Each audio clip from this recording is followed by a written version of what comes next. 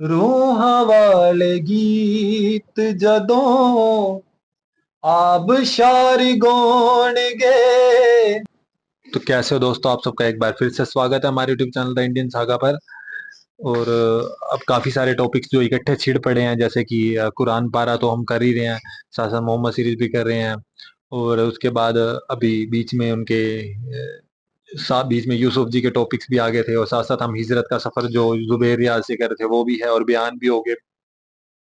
हम चाहते तो ये थे कि फटाफट मोहम्मद सीरीज पहले कर लें, बट बीच में जो काफी सारी डिमांड होती हैं वो भी करनी होती हैं। तो मोहम्मद सीरीज, मोहम्मद जी के बारे में जो आगे फाइट्स होने वाली हैं उनसे रिलेटेड टॉपिक्स भी और भी बहुत सारे हैं जो जो वो जिक्र करने वाले हैं। तो काफी सारी नॉलेज वाली वीडियोस। अब क्या हुआ है कि यहाँ से आप लोगों को भी समझना पड़ेगा, क्योंकि जिन टॉपिक्स पर आकर हम रुक रहे हैं वहां से बहुत सारे टॉपिक्स उनके अंदर इंक्लूड भी हो रहे हैं, मतलब जो उनको रिलेट करते हैं। तो उनके ऊपर हम अगर क्लियर कर लें हाथों हाथ तो बेस्ट रहता है हमारे लिए, है ना। माइंड के अंदर अच्छे से घुस जाता है हमारे माइंड में। तो हम यही चाहते हैं कि जिस तरीके से हम ये कर रहे हैं, और काफी आप लोग काफी ये भी कहते हैं कि किन्हीं की वीडियोस ना करें, किन्हीं की करें। पर हम ये कहना चाह रहे हैं कि अगर दो टाइप के लोग हैं, मान लो कि वो कह रहे हैं करें इनकी, और वो कह रहे हैं किसी और की करें, इनकी ना करें, इनकी ना करें, तो एक्चुअली हम दोनों की ही करेंगे। अगर आपके अकॉर्डिंग हमने इनको सच मान लिया तो फिर तो किसी के नहीं, दोनों की देखने के बाद ही हम तय कर पाएंगे ना कि क्या सही है क्या गलत है। बेसिकली तो जो कुरान से रिलेटेड है वही सच्चा है ना।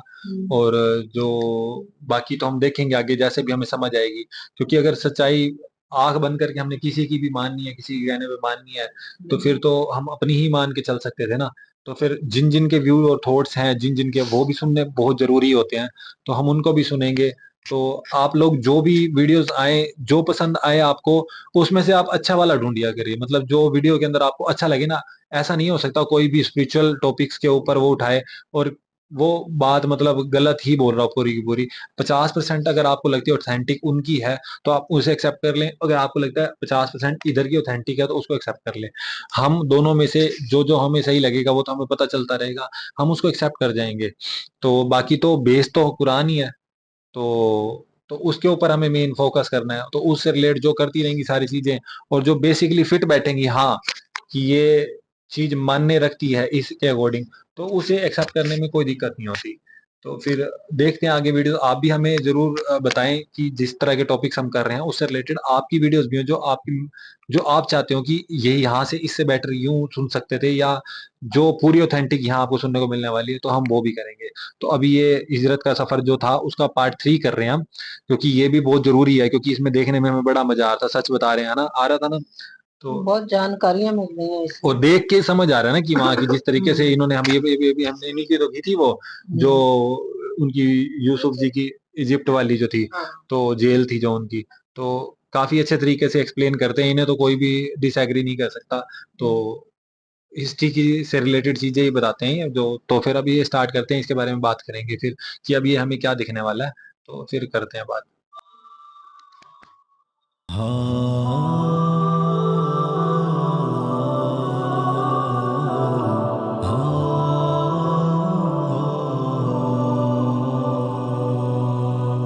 आओ तुम्हें दिखाए हिजरत का प्यारा मंजर, ठहरा है जो सरापा इश्को वफा का मज़हर। आओ तुम्हें दिखाए हिजरत का प्यारा मंजर। बिस्मिल्लाहिर्रहमानिर्रहीम। अस्सलाम वालेकुम रहमतुल्लाहि व बरकातुहू। वेलकम टू हिजरत का सफ़र। सबसे पहले दरूद व सलाम अल्लाहुम्मा सल्ली व सल्लिम अला नबीना व हबीबिना मुहम्मदिन व आलिहि व सहबिहि सल्लल्लाहु अलैहि वसल्लम। हिजरत का सफ़र जो है हमारा जारी व सारी है, और इस वक्त जो है हम साहिली रास्ते से निकल कर आप सल्लल्लाहु अलैहि वसल्लम बिल्कुल कवाफिल के रास्ते से हट के पहाड़ी रास्तों के अंदर से जो है अभी आपका सफ़र शुरू है हज़रत अबू बकर सिद्दीक़ रज़ियल्लाहु अन्हु और जो है क़स्वा के साथ। और ये जो आप देख रहे हैं इसका नाम है सखरत अल अखा। आपको हज का सफ़र मेरा याद होगा जिसमें हमने तनीयत हर्षा जहाँ से हमने क्रॉस की थी, वहाँ से हमने आपको दिखाया था कि जो अल अखा का जो पहाड़ी है, जो चोटी है, वो वहाँ से भी नज़र आती है। और बेसिकली वो रास्ता था कवाफिल का और दरबुल अंबिया का, लेकिन ये जो रास्ता है ये आप सल्लल्लाहु अलैहि वसल्लम ने अपने हिजरत के सफ़र में इस पहाड़ी के साथ गुज़र के आप सल्लल्लाहु अलैहि वसल्लम मदीना की तरफ रवाना हुए थे। तो इस वक्त जो है आप सल्लल्लाहु अलैहि वसल्लम बेसिकली जो यहाँ पे कबाइल रहते थे उनके दरमियान में से जो खुफिया रास्ते से आप सल्लल्लाहु अलैहि वसल्लम उन रास्तों से जो है पहाड़ों के दरमियान ऊँचे और जो है गहरी वादियों से जो है आप सल्लल्लाहु अलैहि वसल्लम होते हुए आगे की तरफ बढ़े थे। एक जो बड़े मज़े की बात यह है कि जो तारीख़ी कुतुब में जो कि आज से 1300 साल पहले लिखी गई हैं, इब्न इसहाक़ वग़ैरह या उनकी जो अलावा जो बाकी मौरख़ीन हैं उनके नज़दीक जो नाम उस वक़्त इन वादियों के और इन पहाड़ों के थे, आज तक जो है उन्हीं नामों से यहाँ पे लोकल लोग जो है उसको जानते पहचानते हैं। और बाज़ औक़ात जो बोर्ड भी लगे हुए हैं वो भी आपको इन्हीं वादियों के नाम से मिलेंगे। तुम्हें दिखाए हिजरत का प्यारा मंज़र। अब्दुल मलिक हमारे साथ हैं एज़ यूजुअल हमारे सफ़र में। कुछ जो अब्बासी खुलफा थे उनके ज़माने में यहाँ पे कुछ अशार कहे गए थे अरबी में, वो हम सुनेंगे अब अब्दुल मलिक से इस सफ़र के हवाले से। अब्दुल मलिक الله يجزاك خير، كنت بتفيدنا انه في ابيات ذكرت على الصخره في ايام الدوله العباسيه. هو احد الشعراء اللي يصف صعوبه صعود الجبل، يعني يا سلام. يقول انه يعني صعبه المرء.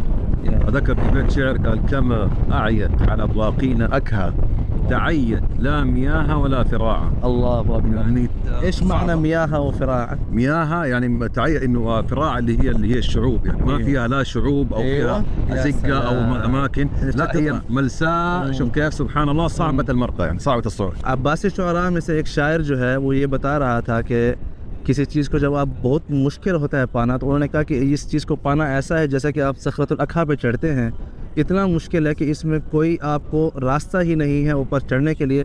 अगर आप इसको नोटिस करें कि देखें आप बिल्कुल जो है सीधी ऊपर की तरफ जो है इसकी ऊंचाई जा रही है, तो वाकई इसके ऊपर चढ़ना जो है बहुत मुश्किल है, ना पानी का रास्ता है ना ही किसी के चढ़ने का रास्ता। تذكر لنا شو اسم الحارة دي؟ هذه اسمها حرة القصيبة. حرة القصيبة برضو صعود المصطفى صلى الله عليه وسلم والركب النبوي كان من ذيك الجهة والنزول على هذه الجهة. الله أكبر. والذكر انه مرة من طرف صخرة أكها، ذكرها الازهري الله أكبر. في القرن الرابع، متوفى في القرن सैयद الرابع. अब्दुल मलिक के बकौल जो आप सल्लल्लाहु अलैहि वसल्लम की जो आमद थी वो पहाड़ी के ये जो हर्रतुल कुसैबा है उसके उस तरफ से थी, और फिर आप सब यहाँ से जो है इन पहाड़ों के पीछे से इसको अपने राइट पे रख के आप सल्लल्लाहु अलैहि वसल्लम आगे जो है अलमदालिज, بعدها المدالج, फिर आप जो है आगे जो है अलमदालिज की तरफ गए थे।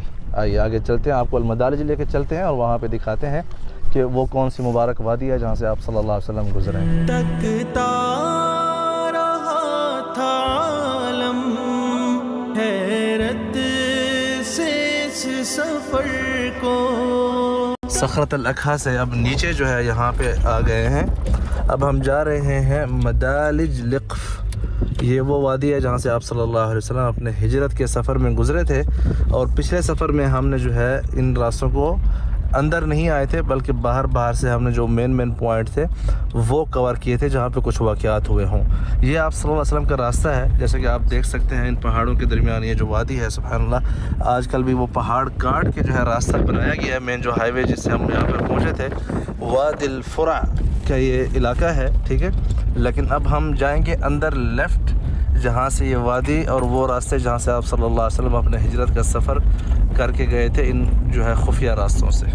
ये जो सारी वादी है जिसके अंदर से हम गुज़र रहे हैं, ये सारी वादी जो है आप सल्लल्लाहु अलैहि वसल्लम इन्हीं वादियों से गुज़र के गए हैं, और ये खुफिया रास्ते से उस ज़माने की। तो ये जो आप देख रहे हैं दोनों तरफ जो है पहाड़ हैं, और ये हम आगे जा रहे हैं वादी लिक़्फ़ में। मदलजत लिक़्फ़, मैंने पीछे आपको मदालिज लिक़्फ़ बोला था। मदालिज जो है वो जमा है 3-4 जो मदलज हैं, यहाँ पे मदलज बोलते हैं जहाँ से पानी जो है ना बिल्कुल आराम से गुज़र रहा हो, ऊंचे से नीचे आ रहा हो, लेकिन एकदम एक तो होते हैं ना आबशार टाइप, आबशार भी ना हो और झरने भी ना हो, बल्कि बिल्कुल एक मतलब है कि एक जो है ना स्मूथ तरीके से जहाँ से पानी गुज़रता है ऊपर से नीचे की तरफ, उसको बोलते हैं मदलजा। तो आगे इंशाल्लाह अभी जाके आपको वो मदलजत लिक़्फ़ जो है वो इंशाल्लाह दिखाएंगे, ठीक है। तो अब ये सारे उन रास्तों की ज़ियारत कर रहे हैं जिन रास्तों से आप सल्लल्लाहु अलैहि वसल्लम गुज़रे थे अपने हिजरत के सफ़र में। वल्लाहु आलम पहाड़ के राइट पे गुजरे थे या इस तरफ जो है पहाड़ के लेफ्ट पे गुजरे थे। सुभान अल्लाह। जैसे सफर ये तय हो आका के मोजज़ों पर। इस वक्त मैं बिल्कुल फ़िक्स उस बाबरकत जगह पे चल रहा हूँ जहाँ से आप सल्लल्लाहु अलैहि वसल्लम और अबू बकर सिद्दीक़ रज़ियल्लाहु अन्हु कस्वा ऊँटनी के ऊपर जो है सवारी करते हुए हिजरत के सफ़र में यहाँ से गुज़रे थे। अब आप देख सकते हैं कि एक ट्रैक बना हुआ है गाड़ियों के लिए, उसके बावजूद हमें यहाँ पे बहुत दिक्कत हो रही थी गाड़ी के साथ चलने में। और अगर आप देखें तो दोनों तरफ जो है पहाड़ ही पहाड़ हैं और बीच में एक छोटा सा रास्ता है। और एक और जो आपको मज़े की बात ये बताऊँ कि इस जगह के हवाले से मुअर्रिखीन में जो है कुल्ली तौर पर इत्तिफाक है कि आप सल्लल्लाहु अलैहि वसल्लम जो है यहाँ से गुज़रे हैं। इस जो मदलजत लिक़्फ़ है और मदलजत मुजाह। अब मैं आपको यहाँ पे खड़े होकर समझाता हूँ कि मदलजा वो क्या चीज़ है और जो दूसरा जो है लिक़्फ़ और मुजाह जो है ये दोनों क्या चीज़ें हैं और इसमें क्या फ़र्क है और इनको क्यों जो है इस नाम से पुकारा जाता है। तो ये है वादी लिक़्फ़। पुराने ज़माने से इसका जो है यही नाम चला आ रहा है और आजकल भी इसका यही नाम है। और इस तरफ ये जो वादी है ये है वादी मुजाह। तो अब हम इसके दरमियान दोनों के दरमियान ये जो है सबसे ऊंचा जो है मकाम है। जब बारिशें आती हैं, जब बारिशों का पानी नीचे आता है तो वो आबशार या जो है मतलब बहुत ज़ोर का जो रेला होता है ना पानी का, उस हिसाब से नहीं आता, बल्कि स्मूथली जो है इस तरफ जो है वादी लिक़्फ़ की तरफ जाता है। फिर वादी लिक़्फ़ से जो है पीछे जाता है सखरत अखा। यहाँ से भी आपको थोड़ी सी नज़र आ रही होगी। हम बहुत बड़ा फ़ासला जो है तय करके अंदर आ चुके हैं। फिर आगे जो है उस तरफ जाके समंदर में साहिली पट्टी की तरफ जो है पानी का रुख जाता है और जो पानी वहाँ पे गिरता है तो वो उस तरफ जो है वादी मुजाह में और फिर वहाँ से होते हुए फिर वो भी साहिली जो है रास्ता दूसरा रास्ता जो है इख्तियार हासिल करता है। तो आप सल्लल्लाहु अलैहि वसल्लम इन जो है ख़ूबसूरत पहाड़ों के दरमियान से और एक जो हालत थी उस वक़्त, अल्लाहु अकबर, खौफ और फ़ज़ा की हालत में जो है आप सल्लल्लाहु अलैहि वसल्लम यहाँ से तशरीफ़ ले गए थे अपने हिजरत के सफ़र में। आप देख सकते हैं रास्ता जो है कहाँ कहीं पे साहिल, कहीं पे पत्थर, कहीं पे मिट्टी, कहीं पे जो है जो कांटे हैं, कहीं पे जो है इस सारे इलाके में सांप वगैरह भी कसरत से जो है पाए जाते हैं। लेकिन अल्लाह अकबर, अल्लाह पाक जो है अपने हबीब को यहाँ से बचा के जो है मदीना शरीफ तक ले गए थे। और ये उस ज़माने में खुफिया रास्ते थे, ये कवाफिल के रास्ते नहीं थे। आगे जाके हमारा रास्ता जहाँ पे कवाफिल के साथ मिलेगा आपको इंशाअल्लाह वो जगह भी दिखाएंगे। और आइए थोड़ा सा जो है कोशिश करते हैं इस मदलजा के ऊपर जो है चढ़ने के लिए। आओ तुम्हें दिखाए हिजरत का प्यारा मंजर। भाई हिजरत के सफ़र में हम चल रहे हैं वादी लगफ़ से वादी मुजाह में। जब हम दाखिल हुए हैं तो यहाँ पे ख़ूबसूरत जो है ना पहाड़ों के दरमियान जो है बकरे वगैरह माशाल्लाह मौजूद हैं। यहाँ पे आप देख सकते हैं, अब बकरे तो नहीं, ये जो है भेड़ें हैं माशाल्लाह, बहुत ही खूबसूरत कलर की यहाँ पे माशाल्लाह तबारक रहमान। देख रहे हैं आप सारा सिस्टम जो है बना हुआ है। उस तरफ एक कुतिया है जो कि अपने उसके बच्चे भी हैं माशाल्लाह छोटे से, तो वो हमें देख के जो है ना बड़ी परेशान सी हो रही है। एक माँ जो है वो कितनी जो है बेचैन हो रही है कि नए बंदे यहाँ पे आए हैं उनको देख के। ये भी बकरियों के अंदर हम आ चुके हैं, भेड़ों के अंदर। ये छोटे छोटे बच्चे हैं माशाल्लाह, हला हला हला हला बुला रहे, या सलाम, माशाल्लाह बड़े खूबसूरत हैं माशाल्लाह। देख रहे हैं क्या बात, सुभान अल्लाह, माशाल्लाह माशाल्लाह। ये देखें इनको जो है ये गंदम खिलाई जा रही है, शईर जिसे बोलते हैं। सुभान अल्लाह। आप जब पहाड़ों में चलते हैं ना तो आपको ये बड़े ही नरम दिल लोग मिलते हैं इन सख्त पहाड़ों के अंदर। सख्त ज़िंदगी जो गुजार रहे हैं, बड़े ही नरम दिल लोग हैं माशाल्लाह। हम यहाँ पे ज़्यादा देर बैठना चाहते थे, थोड़े हमने कहा साए में जो है थोड़ा बहुत हम लेते हैं कुछ आराम, लेकिन बेचारी कुतिया जो है बहुत परेशान है, इसलिए हम यहाँ से आगे जो है फिर सफ़र अपना मुकम्मल कर रहे हैं। चेहरा है जो सरापा इश्क़ो वफ़ा। जी इस वक्त हम जो है वादी लगफ़ से वादी मुजाह में पहुँच चुके हैं और रास्ते में ये आपको माशाल्लाह तबारक रहमान ऊँटनियाँ जो है वो उनके कवाफिल मिले हैं एक किस्म के। आप देख सकते हैं माशाल्लाह तबारक रहमान, क्या ही खूबसूरत अंदाज़ में जो है ये लेफ़्ट राइट वादी में चल रही हैं माशाल्लाह माशाल्लाह, सुभान अल्लाह, क्या बात। तो नबी पर दुनिया पड़ी है ले। इन मुश्किल रास्तों से जो है आप सल्लल्लाहु अलैहि वसल्लम होते हुए आए थे। हमें जो है तकरीबन 3 से 4 घंटे लगे हैं। इस तरह का रूट जो है बना हुआ है, उसके बाद आके हम यहाँ पे ये इस फिल्थ जो है वहाँ पर पहुँचे हैं।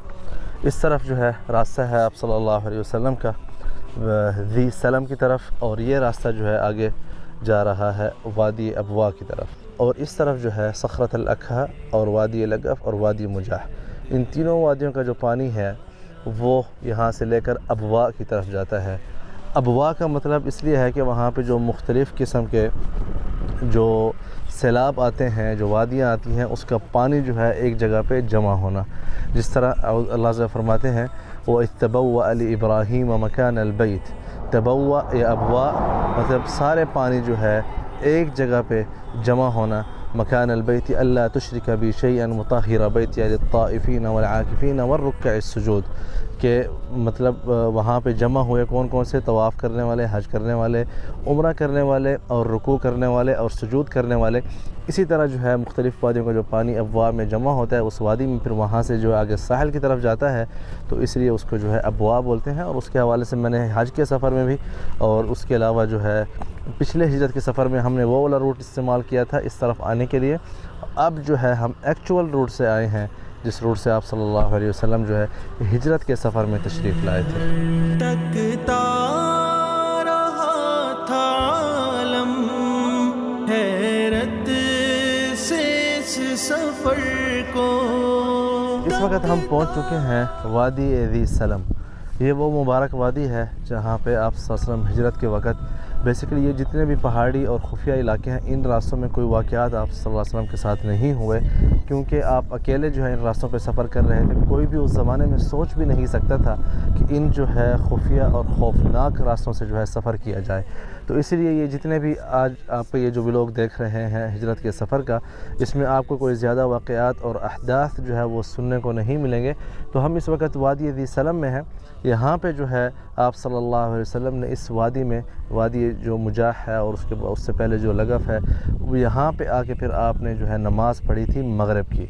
और बुर्दा शरीफा में जो है इसके कुछ अबियात आए हैं, कुछ शेर आए हैं, वो हम सुनेंगे उस्ताद अबू अब्दुल मलिक से। अबू अब्दुल मलिक हबीबी, اذكر لنا الأبيات اللي في البردة الشريفة اللي مطلعها ذكرت فيها وادي ذي سلم. أيوة مطلعها أمن تذكر جيران بذي سلمي، مزجت دمعا جرى من مقلة بدمي، الله أم هبت الريح من تلقاء كاظمة وأومض البرق في الرمضاء من إضمي। अल्लाहु अकबर। ये बुर्दा शरीफा के जो अशआर हैं मैं उर्दू में ज़रा समझाना चाहूँगा, तो उसमें ये है कि आप याद करें ज़ी सलम का मतलब जहाँ से आप सल्लल्लाहु अलैहि वसल्लम गुज़र रहे थे। मैं मफ़हूम बता रहा हूँ कि जब बर्फ़ ऊपर से आया होगा, या मकसद है कि जो जिस तरह अभी हवा चल रही है, ये हवा चली होगी, वो अबियात जो है हमें अब्दुल मलिक ने सुनाए हैं। वो आप वैसे भी बुर्दा शरीफा अगर सुनेंगे तो उसमें आपको मिल जाएंगे। जी भाई, इस वक्त जो है मैं आपको वो दरख्त दिखाता हूँ जिसकी वजह से इसको ज़ी सलम या वादी सलम जो है वो बोला जाता है। ये जो आप दरख्त देख रहे हैं, सुभान अल्लाह, दूर से देखने से जो है आप सबको कीकर ही बोलेंगे, लेकिन इनमें बहुत फ़र्क है।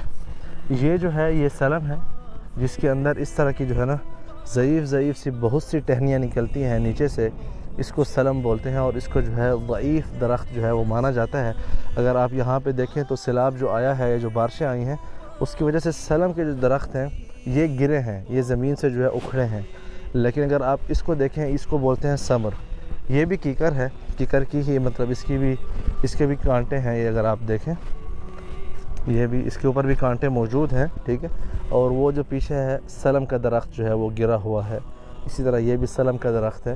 तो इसीलिए जो है इस वादी को वादी ज़ी सलम उसी ज़माने से बोला जाता है और आज तक जो है ये वादी ज़ी सलम है। सुभान अल्लाह। और आप लोगों को याद होगा हमने हज के सफ़र में भी आपको जो दिखाया था सयाला का मकाम, सयाला भी कीकर की एक जो है किस्म है दरख्त की, वो उन कीकर की किस्म है जिसके नीचे एक ही शाख होती है मोटी, और फिर ऊपर जाके जो है आपको उसकी बहुत सी जो है शाखें डिफरेंट जो है लेफ़्ट राइट फ्रंट बैक पे जो है वो मिलेंगी, लेकिन नीचे से जो है ज़्यादा शाखें नहीं होती।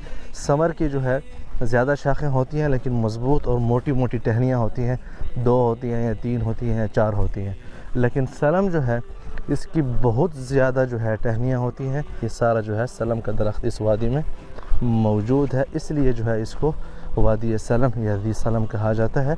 और यहाँ इस वादी में जो है आप सल्लल्लाहु अलैहि वसल्लम ने मगरिब की नमाज़ अदा की थी। आओ तुम्हें दिखाए हिजरत का प्यारा मंजर। जी भाई, इस वक्त हम पहुँच चुके हैं इस खूबसूरत सी निशानी के पास।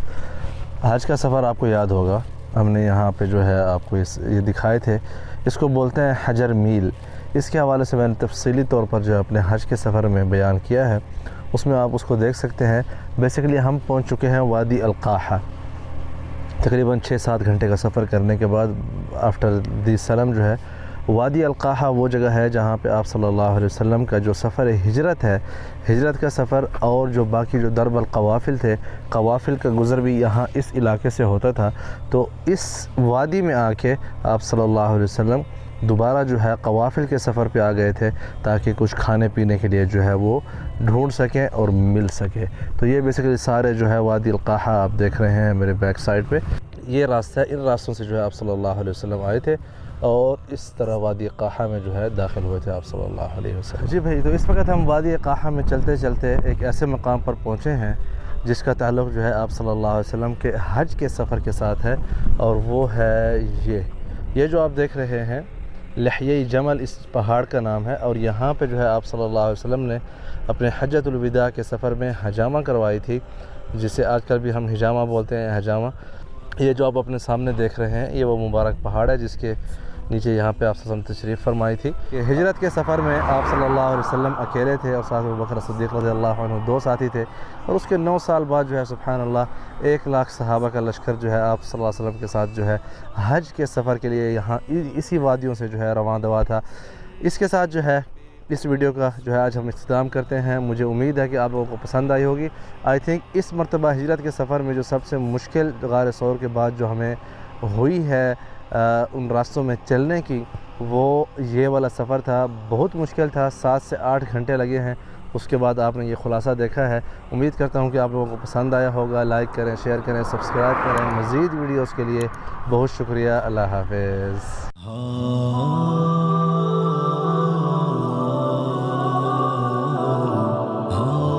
तो दोस्तों ये थी वीडियो, और बड़ी ही प्यारी वीडियो थी। और सबसे पहले तो मैं इनकी तारीफ तो हम हमेशा करते हैं, पर आज जब मैं सुनते सुनते सोच रहा था ना, जिस तरीके से ये एक्सप्लेन करते हैं ना, मतलब जैसे कि जय बीज में किकर के पेड़ आए थे, या पेड़ों की जितनी कह थे नीचे से इतने चौड़े होते हैं, ऊपर मतलब काफी ज्यादा निकले होते हैं। मतलब बेसिकली बात मैं ये कहना चाहता हूँ कि जिस तरीके से जिस टॉपिक पर आप काम कर रहे होते हैं ना, उसको एक्सप्लेन करने का जो तरीका होता है ना, वो जब तक बहुत बढ़िया नहीं होगा ना, तो वो ब्लॉग मतलब या जो वीडियो बनाई जा रही है वो काम की जा रहा है मजेदार नहीं होगा। ऐसे मेरे को लगता है औरों ने भी ब्लॉग बनाए होंगे, बट एक बंदे की सेटिस्फेक्शन होती है ना कि हमने ये देख लिया, यहाँ से इनसे सुनना है, इनसे ही सुनना है, तो वो मजा आ जाता है सुनने का भी। पता चल रहा होता है कि बंदे का माइंड सेट देखो कितना, मतलब एक बोलने का ढंग, उनकी आवाज के अंदर कितनी नरमाई सी है, मतलब है ना, पोलाइट कितनी उनकी वॉइस है, मतलब और जिस तरीके से एक्सप्लेन करते हैं, और नॉलेज रखते हैं, दूसरी लैंग्वेज की भी नॉलेज रखते हैं, तो काफी ज्यादा इनका काम सराहनीय है। इसके लिए जब ही कहते हैं कि जब इस तरीके के लिए कामों के लिए चुना जाता है ना, तो परमात्मा बंदे चुन लेता है, क्योंकि अगर उसको अपना काम निकलवाना है, क्योंकि इस तरीके की ये चीजें हम तो कभी देख ही ना पाते। कुछ ये मीडिया वगैरह का जो भी सब कुछ है वो तो है ही, लेकिन इस तरीके से दिखाने वाला और एक्सप्लेन करने वाला हो तो बात जो सीधी जाके फिट हो जाए, वो इनका काम है। जो कि इनसे काम मेरे को जो फील हो रहा है वो इनसे काम लिया जा रहा है परमात्मा के द्वारा। मानते हो या आपको क्या लगता है? बिल्कुल बिल्कुल, इनका समझाने का तरीका तो बार बार हर वीडियो में हम कह ही रहे हैं। और जो जो इन्होंने छोटी छोटी सी चीजें दिखाई हैं, जैसे वो इतनी बिल्कुल बीच में रास्ते में किस तरह से आते हैं, कोई साया नहीं है, मतलब चारों तरफ किस तरह से धूप होगी, पहाड़ है, मतलब कि पीने का पानी नहीं, खाने को कुछ नहीं, खाना ढूंढना पड़ता है उनको। तो ये सोच सोच के कि उन्होंने कैसे कैसे कितनी कितनी मुश्किलों के सामने किए। आज तो सब कुछ बहुत अच्छा है, गाड़ियां भी जा रही आज हैं। तो बंदे को धूप में थोड़ी ऑटो स्टैंड हाँ, तक हाँ, ऑटो भी हाँ। देनी पड़ जाए, थोड़ी देर हाँ। पड़ जाए तभी सांस चढ़ जाती है। अब तो जिस तरह से गाड़ियां भी जा रही हैं, साथ में खाने पीने का सामान वगैरह भी उनके पास होता है, सब कुछ है। बाकी बहुत अच्छी वीडियो और पूरी तरह से समझ में आई है। लगा लो कि ये हमें शायद भूलने वाली नहीं है। हाँ, ये चीज अब हमारे दिमाग में फिट हो गई है कि हाँ ऐसा सफर हमने देखा था। देखना और सुनना इकट्ठा हो जाए ना, हाँ तो हाँ फिर हाँ और भी वो लगता है हाँ, मजा। तो बिल्कुल ये देखा भी है, साथ में सुना भी है, साथ में समझा भी है, उन्होंने एक एक चीज के बारे में बताया भी है। तो यूं अपने आप में लगता था जैसे हम उनके साथ साथ चल रहे हैं और देख रहे हैं। तो इतनी करीब से देखी बात ये हुई। भी है ना कि अब हम कहते तो हैं कॉमन सी बात, हम हम्म, हमारे लिए इजी है देखना।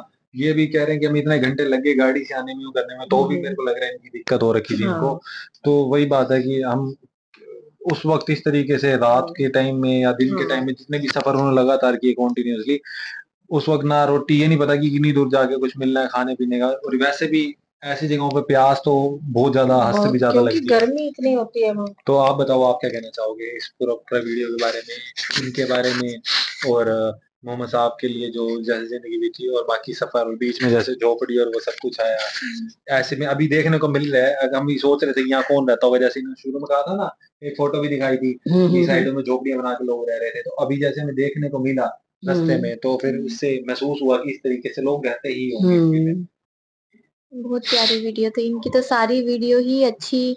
इतनी पीसफुल इनकी वॉइस, इतनी पीसफुल जो एनवायरनमेंट जो वीडियो में जहाँ जिस जगह पर है वो दिखा रहे, वो इतना पीसफुल लग रहा है देखने में। जिस जिन रास्तों से ऐसा लग रहा है कि जैसे कुछ ही समय पहले की बात है, ऐसे फील ही नहीं हो रहा कि काफी साल बीत गए, कितनी सदियां बीत गई हैं। ऐसा लग रहा है बिल्कुल ताजा ताजा सब कुछ हुआ हो पूरी। और इनके बताने का तरीका भी ऐसा है कि ये पूरी इमोशंस के साथ बता रहे हैं।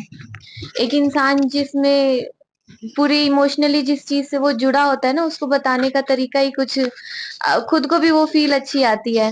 पूरा सब कुछ देखने में काफी अच्छा लगा। हाँ, वो झोपड़ी का जो बड़े मतलब अच्छा लग रहा था, हर चीज को एक्सप्लेन कर रहे जैसे हैं वो। वो यूं कह सकते हो कि वो ऐसे एनवायरनमेंट, ऐसी जगह लग रही थी कि हाँ, वहां जाके जब बंदा 2 मिनट बैठ भी जाए ना ऐसे पेड़ों के नीचे, पेड़ों के नीचे। और उनके साथ साथ में ऐसे ऐसे ने प्यारे प्यारे वो जानवर थे हाँ, ना। आसपास तो वैसे ही मुझे भेड़ थी, जानवर बहुत, हाँ भेड़े भेड़े। भेड़ बकरियां थी, बकरी के छोटे छोटे बच्चे, और वो जैसे डॉग का दिखा रहे थे। तो वो हर चीज वहां पे महसूस कर रहे थे कि कितनी प्यारी लग रही है, कितनी अच्छी लग रही है। उसके बाद वो पेड़ों की तरफ लेके गए, पेड़ के बारे में उन्होंने बताया पूरा वो रास्ता। दोनों तरफ पहाड़ियां, किस रास्ते से गए, उसी रास्ते पर चल के चलना खुद में ही काफी इमोशनल होता है। खुद तो वो जा ही रहे हैं और साथ में हमें भी लेकर जा रहे हैं, और जिस तरीके से लेकर जा रहे हैं वो सच में तारीफे काबिल है, सच में बहुत अच्छी। मतलब सही में काफी अच्छा है। तो आप बताओ, आप क्या कहना चाहोगे? मम्मी माइक कर।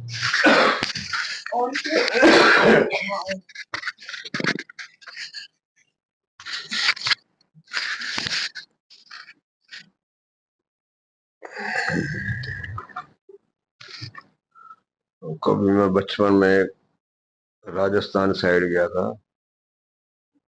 उस टाइम मैं 14-15 साल का होगा। मैं ट्रक के जरिए, वो यहाँ से नमक लेकर जाते थे राजस्थान में, तो ट्रक का सफर देखा था मैंने किस तरह राजस्थान का पूरा रेतीला एरिया, और मतलब रास्ते में कुछ पानी तक नहीं कहीं मिलता था कि लोग कैसे मतलब वहाँ का जीवन निर्वाह करते होंगे। और जो सफर में जो सफर कर, चलो हम तो ट्रक पे थे, या कोई बैलगाड़ियों से कोई और साधन से, जैसे यहाँ किसी जानवर के माध्यम से सफर करता है, तो जानवर को भी कितनी प्यास लगती होगी। वाकई ये मंजर देखने लायक है कि इस टाइप का माहौल किस तरह इंसान रहते होंगे। वाकई समझ से परे है।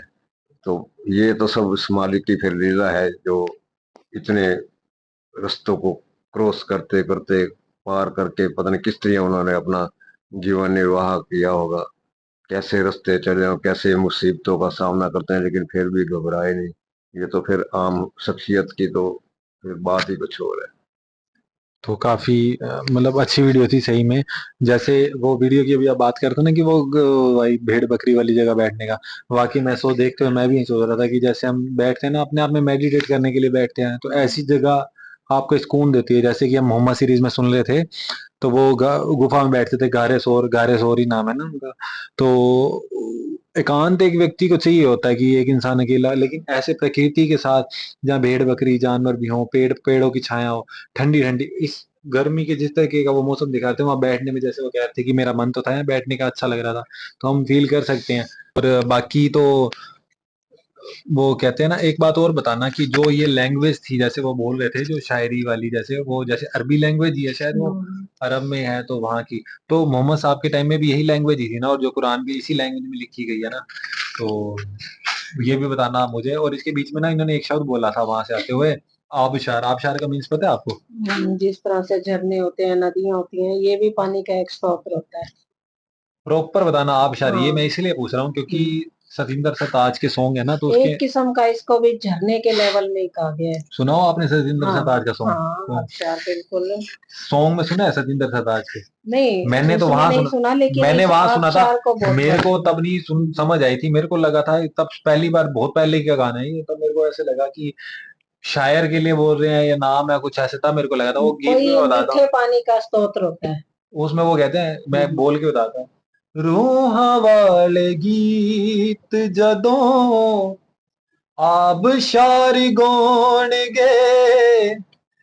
ये सरताज जी का गाना था, जो मेरे को खाली हल्का सा याद है, मतलब मेरे को ऐसे नहीं था कि प्रॉपर याद हो, बट थोड़ा सा माइंड में था तो मैंने ऐसे गुनगुना दिया। प्रॉपर आगे मेरे को वर्डिंग भी नहीं आती इससे ज्यादा, बट ये लाइन मुझे याद थी। तो बाकी बहुत अच्छी जगह थी, बहुत अच्छा सब कुछ एक्सप्लेन किया मोहम्मद साहब की लाइफ से रिलेटेड। मेन तो हमारा टोटल माइंड में यही होना चाहिए कि वो कैसे जीवन व्यतीत किया, हम उसे सीखें कि हमने कैसे जीवन आगे चलना है। अगर कुछ आती हैं ऐसी परिस्थितियां, तो वो तो मूवीज देखते हैं ना, सर्वाइवल मूवीज देखते हैं, सर्वाइवल मूवीज में भी इस तरीके की जगह दिखाते हैं, कितना मुश्किल होता है उसमें भी हम फील कर पाते हैं।